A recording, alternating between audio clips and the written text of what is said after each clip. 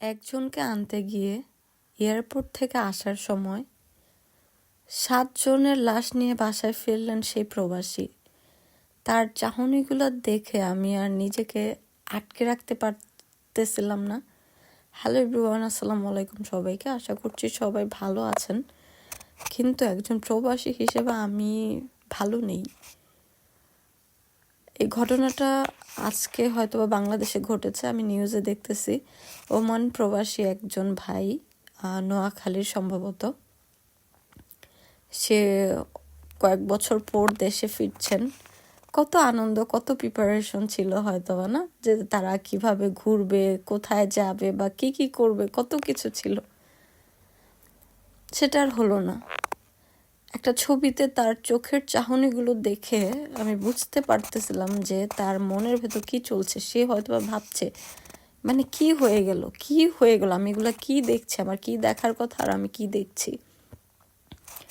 যাই হোক, দুর্ঘটনা ঘটেছে। মাইক্রোবাস হচ্ছে একটা খালে পড়ে গিয়েছে, আর সেটা হচ্ছে চালকের ঘুমের কারণে।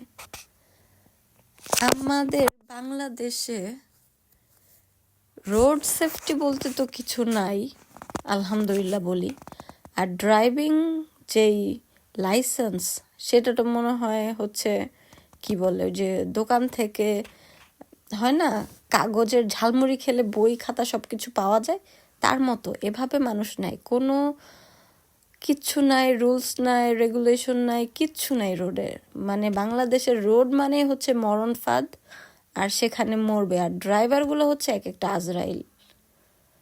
আমাকে কেউ ভুল বুঝবেন না, ড্রাইভারগুলো এক একটা আজরাইল। তারা এভাবেই আসে, ঘুম নাই, নেশাখোর, কত কিছু থাকে। তারা গাড়ি চালানোর সময় মানুষের থাকতে হবে 2 চোখের জায়গায় 6টা চোখ সজাগ থাকতে হবে।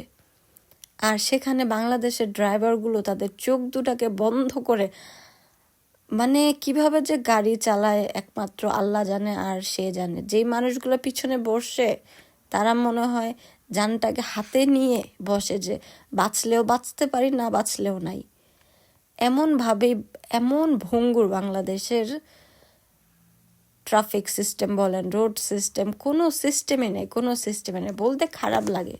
ইউকেতে হচ্ছে ড্রাইভিং লাইসেন্স পেতে অনেক কষ্ট করতে হয়, আর আপনার ছোটোখাটো ভুলের জন্য আপনাকে তারা লাইসেন্সটা দিবে না। অনেক সময় চিন্তা করি কেন দিল না এই ছোট্ট একটা ভুলের জন্য, তারপর আবার চিন্তা করি হ্যাঁ, তারা কেন দেয় না।